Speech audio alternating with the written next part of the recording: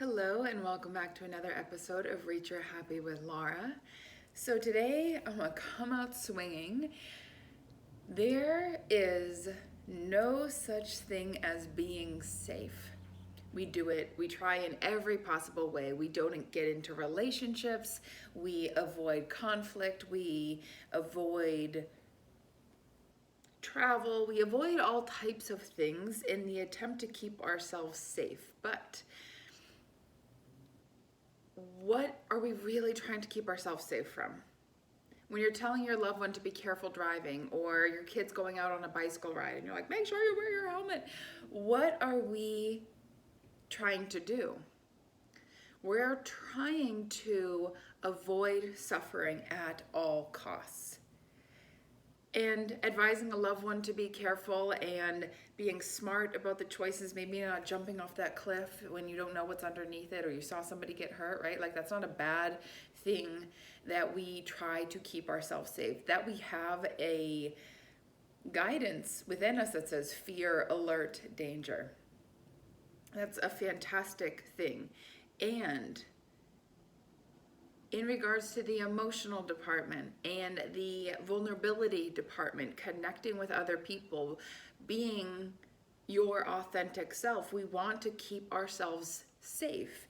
And what appears to be safe is this box that we have constructed about what we've seen out in the world that's considered socially acceptable based on our personal experiences, based on the judgment from your sister, your mother, your brother, your friend, your boyfriend, your girlfriend, right? All the different aspects of life.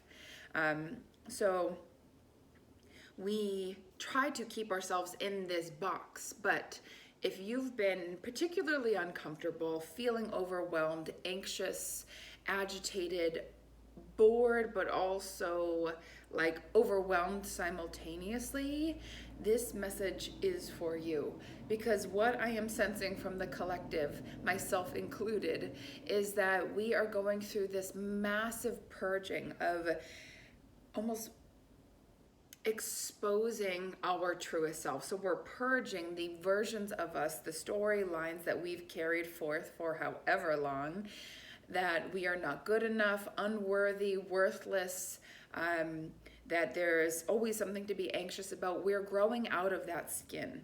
And growing out of that skin, it's an aspect of you is dying off. And if you feel this like spacious void, like, where am I? Where am I going? I don't quite understand. Even this feeling of feeling stuck. It's because there is a transition phase. It's like you don't just get to Hawaii, you have to make the trip there, and some of it's quite boring, right? So with this safety of wanting to stay in the box, but realizing I can't stay in this box anymore, it's uncomfortable, it doesn't suit me, I'm not being my most authentic self, I'm not living in a way that's aligned with who I am and who I really want to be in this world. The suffering that we're trying to avoid by playing it safe, it is inevitable. There's a consequence for everything you do and everything you don't do.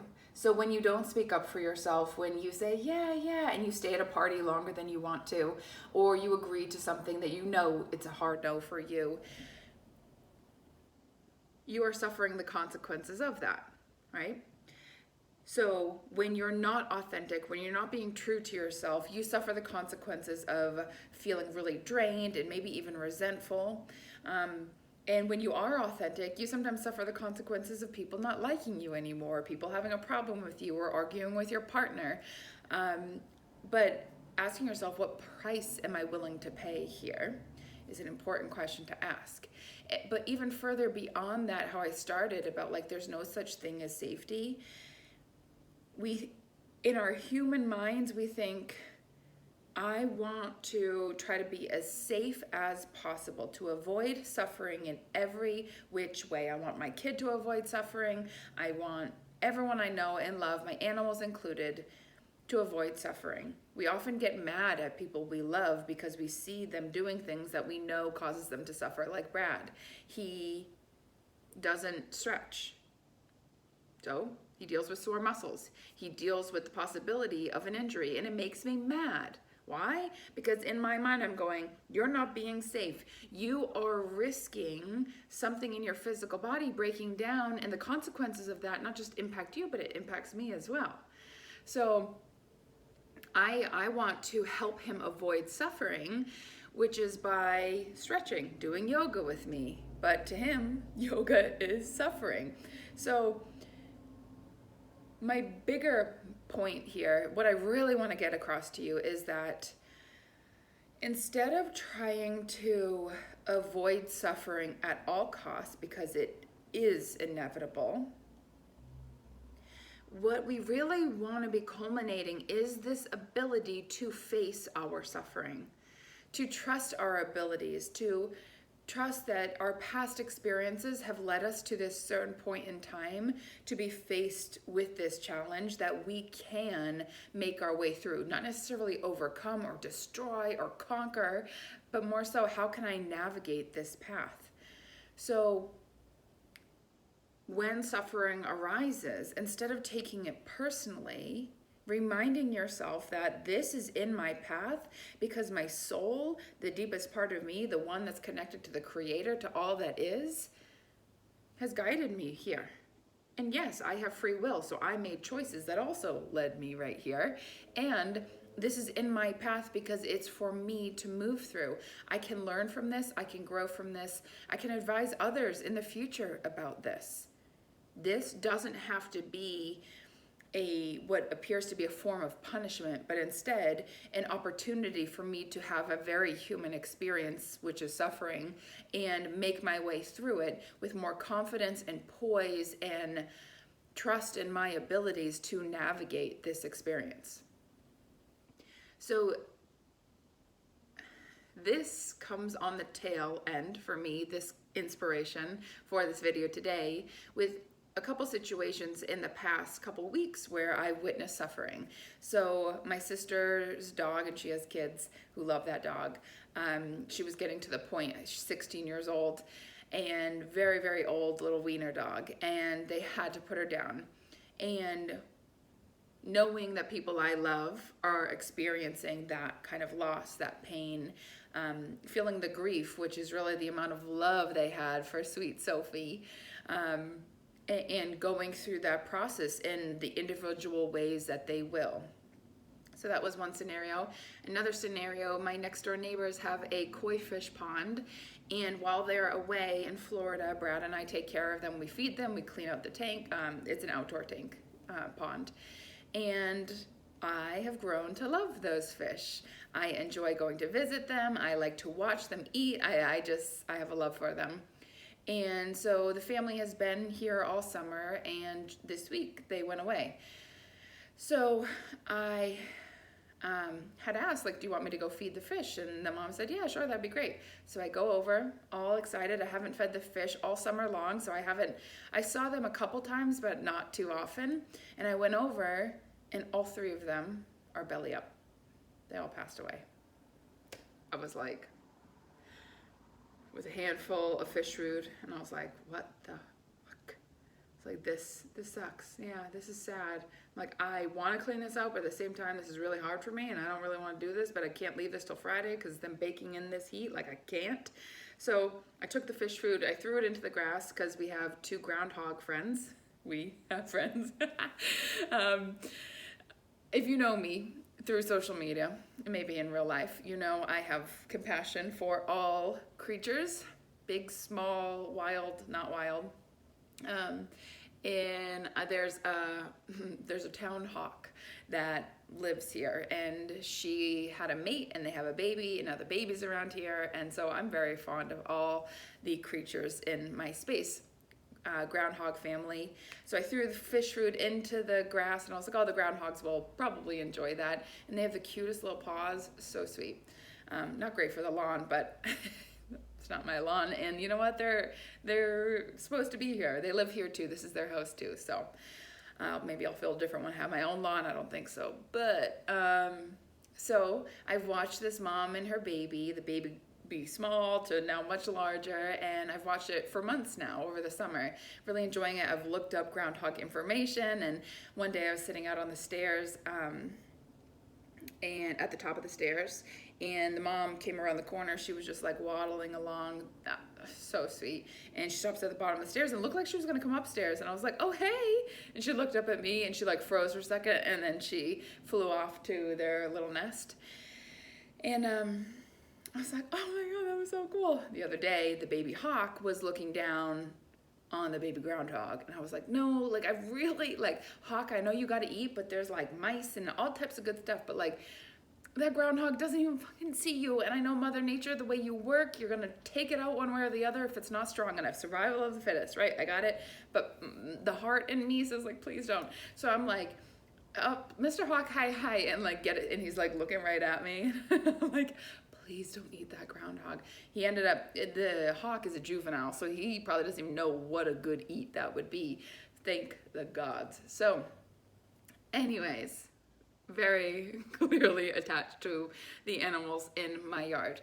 So I have a conversation with my niece, who is a little gymnast, and we were talking about nutrition, and I've talked about nutrition with her and her siblings their whole lives. I never got taught it about what is protein and what does that do for your muscles, what about fat, what about carbohydrates. I just got taught fat was bad, carbohydrates turned to sugar, and not much about protein. So I've made it a part of my experience as their aunt to talk about nutrition. So her and I were talking, and she's needing a little bit more from her body because she's a gymnast. So we were having that conversation, and the next morning she messaged me and she said, this is what I ate for breakfast, and like she was feeling really good, and I said, congrats, like way to go, starting your day off right. And you know, I know she has a very high potential, and a part of me, the nurturing part of me, wants to say, oh, such a good job, but another part of me knows it's like, yes, good job, and keep that up, right? So I'm like, I sent that message back to her. And then I did Reiki on myself, because me and a student who just got trained, I said I was going to do the 21 days for Reiki 1, that's part of the process, 21 days of self-Reiki. So I did Reiki on myself for a couple minutes, and then I was like, oh, should I eat? Should I walk? I'm like, you know, I'm really sore. I don't really want to walk. And then I thought, what did I just talk to my niece about? Taking care of her body, loving herself so much. She does things even when it's hard, like eating eggs, even when you just want the donut, right? We can have the donut, but we also need the protein. So I was like, you know what? I'm going to get up and go for a walk. And I sent my niece Elle a voice message, and I was like, thank you so much for inspiring me. I know I was helping you, but by helping you, I'm also helping myself, because I didn't want to walk, but I'm going to do it anyway. So thank you. I'm going to come back, have a really good breakfast. Love you so much, right? Great little exchange, feeling so good. Here I go, going on a walk. It's a beautiful day. I have one AirPod in, and I'm like grooving to the music. And then I come across something dead in the road. We have a little pond across our street, and it is the baby groundhog. It had just got struck by a car. And wasn't a bloody mess, anything like that, but I was standing there. I'm like, please be a squirrel. Like, love you squirrels, but like, I don't have an attachment to you, you know?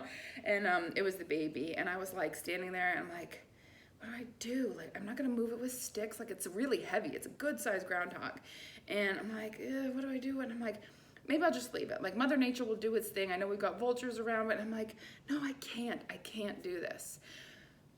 So I sprint back to my house, and I am not a runner, but I had some wind underneath my wings to get me home. I put my rubber gloves on, and I go back to the little baby girl groundhog, and I pick her up, and I put her down this like embankment area and just like lay her to rest there. And I'm like, no, thank you for this message of continued knowing that when I say yes to loving something, I am also simultaneously saying yes to losing something in the physical. Anyway, so that was hard for me, whatever. Took the gloves off, put them down in a safe spot so I could get on my walk back. I go for my walk, and I'm like, you know what? I navigated that to the best of my ability. I can't avoid the suffering. I can't, but you know what? I limited it to the best of my ability. I don't want to see that thing smushed on the road for the next month and a half that it's there. No, thank you. Was it hard to pick up a baby? Yes. Yeah, it really was. It was hard. And do I look like a crazy neighbor? Yeah. Do I fucking care? Absolutely not. And I was like, you know what? I am realizing time and time again, every time I'm confronted with suffering, I have a choice. Believe in myself and do what I can to the best of my ability, or suffer more and hem and haw, maybe I shoulda, woulda, coulda. I'm just gonna do what I can. I'm gonna be as loving as I possibly can. And so I came back to the house and I was like, you know, on that walk high, and then I was kind of coming down from it. And I started to cry, and I was like, oh, that was really hard for me. I'm thinking about the mom, and, you know, is she missing her baby? Does she know where it is? Does she know, like, what happened and what happens? Does she grieve? Is she hiding out? I haven't seen her all day, and I usually see them at least once a day. And so I'm going through that process, and, you know, I was like, all right, Laura, what do you need? And I just stopped and I was like, what do you need? You know, you're suffering, you're sad, that was hard, but you did the right thing and you know that. What do you need? And I was like, I really need a hug. And all my sessions yesterday were over the phone, so I wasn't gonna get a client hug. Brad is not back till work till later, and I have nobody really around here for family. So I literally went like this, and I wrapped my arms around myself and I just hugged myself, and I was like, yeah, loving stuff is hard. It's hard, and I want to trade who I am. I love big, I lose big. You know, when someone passes, when someone's suffering that I deeply care about, it hurts quite a bit, and that's what I have signed up for. I came into this physical form to experience life, and a part of the experience is suffering. So to shift my relationship to suffering into how can I take a step above who I was before this moment happened. What is the most loving thing I can do, both for myself, right? That groundhog situation was both for in honor of that animal, but also in honor of me. So the most loving thing I can do for me is also the most loving thing I can do for anybody else. So that situation happened. I go through work. Brad and I train together. And I'm just sitting on the couch, and he's like, are you all right? I was like, I'm just sad. And even that, me being myself, not like, oh, it's so stupid to be sad about this. No, you know what? I feel bad when I kill a fly. I feel that, okay? It's just who I am. And so many years of my life, I've tried to pretend like I'm fine, it's cool, like I am not that sensitive, but I absolutely am. I am. And me just giving myself that space, you know, he kind of had a smirk on his face, but he's like, you know, I felt a little sad too. I'm like, oh, yeah, you know, we watched it all the time.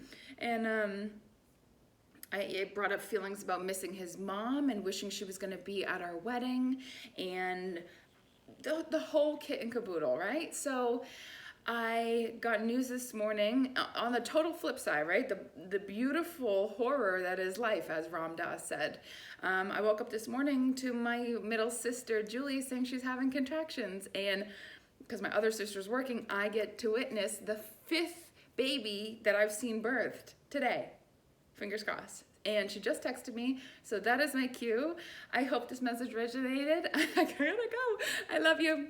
Bye-bye. Talk soon.